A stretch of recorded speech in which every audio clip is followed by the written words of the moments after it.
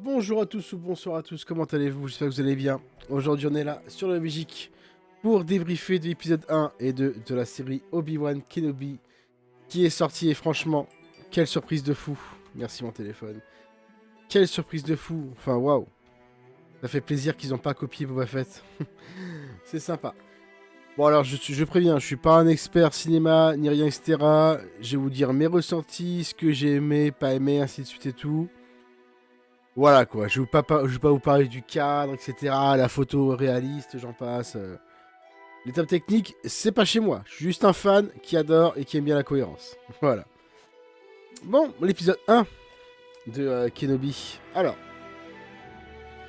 dès le début, alors ça, évidemment ça va spoiler à mort. Donc ceux qui n'ont pas vu, bah, sauf si vous en fichez, allez-vous-en, clairement. Mais voilà quoi, donc n'envoyez pas, c'est écrit dans le titre du live, c'est écrit aussi dans le titre de la vidéo YouTube. Donc voilà. Salut Say. Donc l'épisode 1, on débute d'abord par encore un retour sur Lord 66.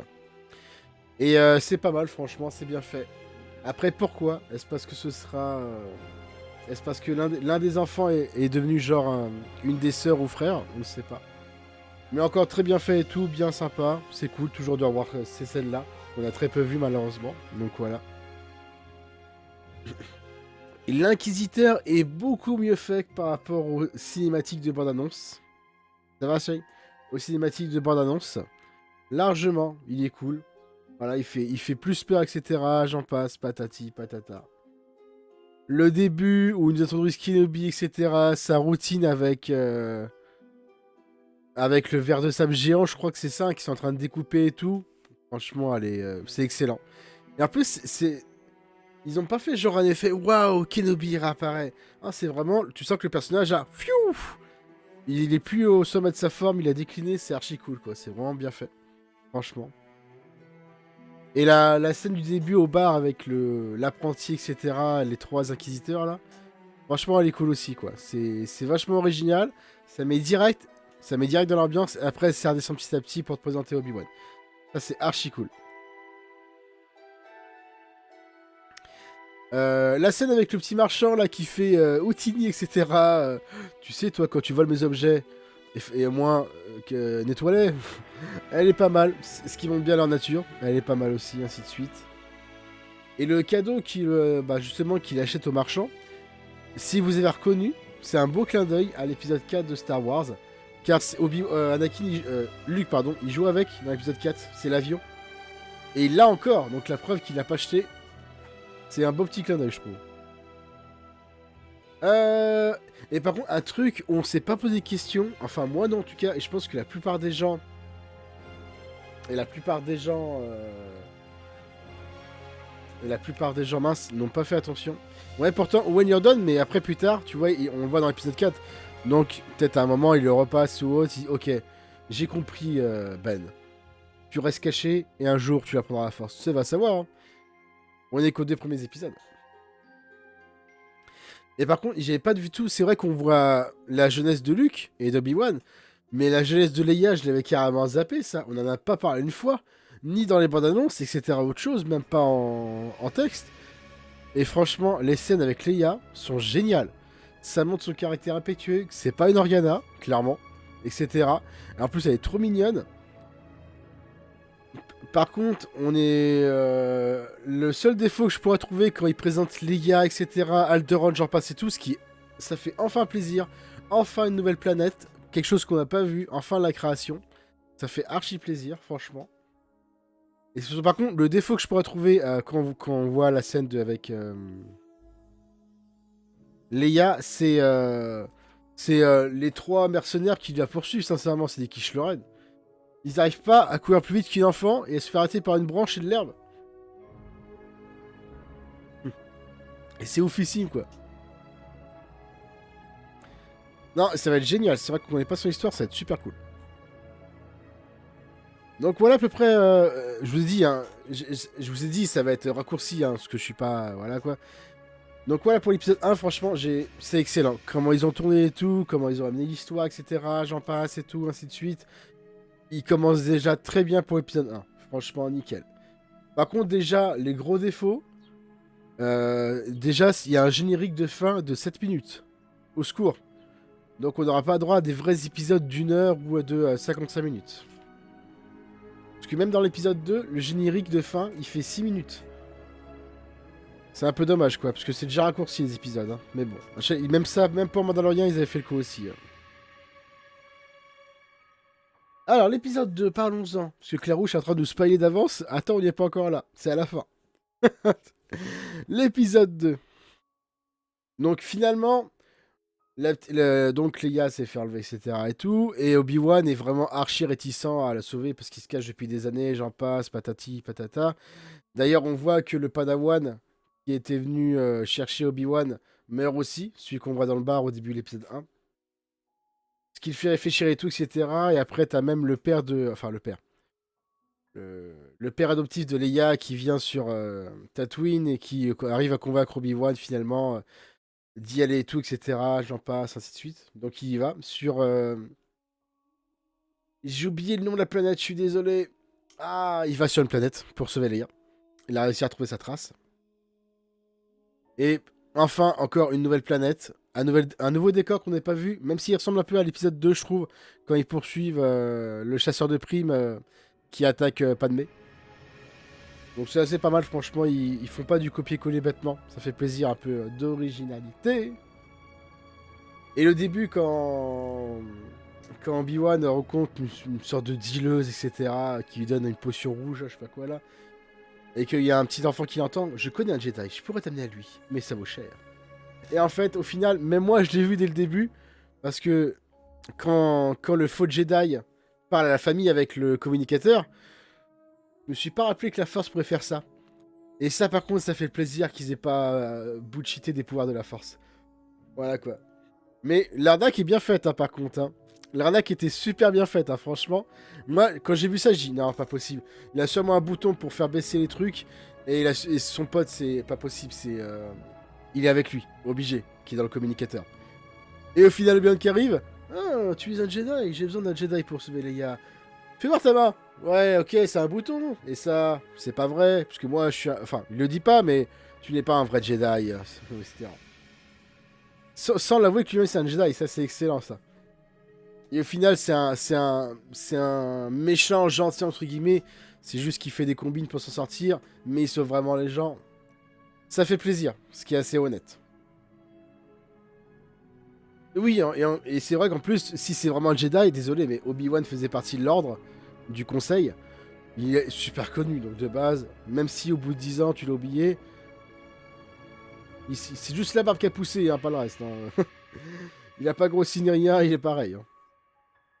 Donc après au final, il va essayer d'aider, etc. Il l'amène dans les bas-fonds de la ville, ainsi de suite, il y arrive. Le petit combat est sympathique, franchement. Toute la partie où il sauve Leia, etc. La course-poursuite, j'en passe. Leia a même un doute, ce qui est excellent.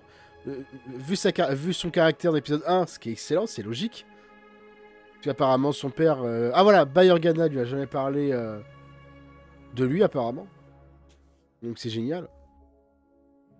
Ah, tout ça et tout, ainsi de suite. Après la troisième sœur, ouais, c'est ça, la troisième sœur, qui est un peu rebelle. Qui est un peu rebelle envers le grand inquisiteur, qui est vachement pas mal. C'est archi intéressant, surtout sur le côté obscur, car c'est logique. C'est archi logique dans le côté obscur que, entre guillemets, bah, ils sont pas des. Enfin, ils sont des alliés, mais pas vraiment. Ils vont toujours se tirer dans la tronche, etc. J'en passe. Donc c'est bien d'avoir exploité ce côté-là. Et c'est vrai qu'à la fin de la course-poursuite, quand. Là, on voit que Obi-Wan, entre guillemets, tu te dis, mais pourquoi il a pas encore fait la force? Et ça me refait penser à l'épisode, pour une fois qui est bien, à l'épisode 8. On voit que Luke se réapproprie, je vais dire ça comme ça, la force, parce qu'il s'était fermé à la force. Obi-Wan, je pense qu'il s'est fermé lui-même à la force aussi, et il a du mal à faire ça, et quand il arrive, d'un coup, tu vois qu'il est... Oh, wow, des trucs, mais... Enfin, les médicloriens... les médicloriens me repénètrent, etc., j'en passe et tout. Franchement, c'est archi cool. Coucou Léo, ça va? Franchement, c'est archi cool. Et c'est là qu'elle se retrouve. Oh, waouh, t'es un vrai Jedi, nanana, nanana, nanana. Ah oui, il faut pas grand chose pour impressionner une petite fille. Enfin voilà. Et après, un autre beau clin d'œil. Alors ça c'est mon avis perso, mais je pense qu'il paraît de ça. À un moment, quand il y a le faux Jedi qui vient les aider, etc. et tout, il se dit tiens, prends ça. Là-bas c'est un cargo automatique et tout. Il y a personne normalement, il y a pas d'humain, tu peux y aller tranquille, etc. Sans fouiller. Vas-y. Et en fait, à un moment, avec Obi-Wan et Leia, ils ont une conversation. Et en fait, il dit toi t'es borné, t'es têtu, etc. Et Leia s'arrête, il dit à quoi tu penses? Ne rien, tu me fais penser à quelqu'un d'autre, etc. Nanana. Et donc il dit qu'il était amoureux.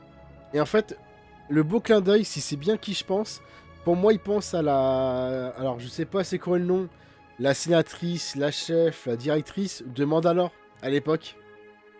Avant d'être un Jedi, il était amoureux.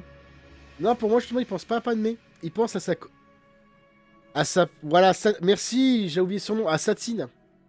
Pour moi il pense à lui parce qu'elle est morte. Bon, Padmé aussi. Mais pour moi, ce serait plus logique qu'il aurait pensé à Satine, tu vois, parce que ça l'a marqué sa perte, si on a vu Clone Wars. Pour moi, ça aurait été plus elle à qui il aurait pensé. Parce que tu vois, elle était têtue, etc. Il savait qu'ils pouvaient pas se mettre ensemble, mais bon, elle voudra quand même, patati nana. C'était vachement cool cette conversation qu'ils ont eue. Après, Après, on voit que la troisième sœur, qui a mis son plan et tout, etc., en dehors de l'Empire et des Inquisiteurs, qui a fait son monde solo, arrive à trouver Obi-Wan, puisque elle en veut vraiment et tout, etc. Elle s'en fiche des politiciens, etc. et tout. Tant qu'elle atteint son but, ça lui va. Le reste, elle s'en fiche, contrairement aux Inquisiteurs et à l'Empire. Ça se voit clairement. Il fait assez plaisir. Il y a deux côtés, c'est pas mal. Donc elle retrouve... Enfin, oui, elle retrouve Obi-Wan. Et là, t'as le grand Inquisiteur qui arrive. Et là, je m'attendais pas sincèrement à ce qu'il meure, comme ça. Alors, est-ce qu'il est vraiment mort ou pas? Parce que ça paraît bizarre quand même, mais s'ils font ça, c'est génial, franchement. Tu vois qu'ils en veulent, qu'ils ont un scénario, etc. Ça fait plaisir. Un grand inquisiteur, le méchant, tu vois, qui voit pas venir le coup, etc. C'est franchement osé. C'est vraiment pas mal, j'ai adoré. Ouais, peut-être, mais après, il y a peut-être plusieurs inquisiteurs dans Rebelle. Ce qui expliquerait pourquoi il ne ressemble pas à celui qui est dans Rebelle. Ce qui expliquerait peut-être ça. Après, on va voir, hein. Surprise, hein. Mais bref. Et surtout, enfin, la fin. Donc, pour moi, quand la troisième sœur dit à Obi-Wan dans la conversation pendant qu'il se cache, il n'est pas mort, il est toujours vivant. Dark Vador. Et là, apparemment, Obi-Wan le savait pas, ce qui est assez surprenant quand même. Parce que, tu vas pas faire quoi qu'en 10 ans, Dark Vador n'a pas fait, on va dire, qu'il n'est pas passé dans le journal parce qu'il a abattu un village, etc. ou autre chose. Mais bon, ok, hein, si vraiment Obi-Wan vit reclus, isolé, loin de tout, ok, ça peut être faisable. Même si c'est surprenant qu'à Tatooine, avec tous les méchants, etc., qu'il n'en ait pas entendu parler, mais bon. Elle dit Anakin. Ah bah excuse-moi, j'ai oublié le dialogue, pardon. Donc voilà, c'est là qu'Obi-Wan, grande révélation. Quoi? Mon Padawan est encore vivant, etc. Peut-être dans le déni, mais ça paraît très bizarre dans le déni. Dans le déni, il ferait pas des cauchemars comme on voit au début. Mais ça peut être, on sait jamais. Et après, à la fin, quand ils arrivent à s'enfuir, heureusement, avec Leia et Obi-Wan, t'as la sœur qui dit « Oh, toi trouveras, je te retrouverai, tu ne peux pas t'enfuir. » Et c'est là où tu entends « Et enfin, à part dans un des films, mais tu le vois très brièvement en fait, là, enfin, tu vois clairement Anakin dans une cuve à Bacta. Mais vraiment, quoi. Et il est assez bien fait, quand même, d'ailleurs. Tu le vois clairement enfin, même si on l'avait déjà vu avant, mais la scène avait duré quoi 3 secondes, je crois, donc voilà, là tu expliques enfin comment elle a pu survivre. Ça fait plaisir. Donc voilà, pour moi, résumé des épisodes 1 et 2, très bien parti et tout. Des petits défauts, mais qui te sortent pas du film, etc., qui ne cassent pas le quatrième mur, j'en passe et tout, comme le livre de Boba Fett et les films 7, 8, 9.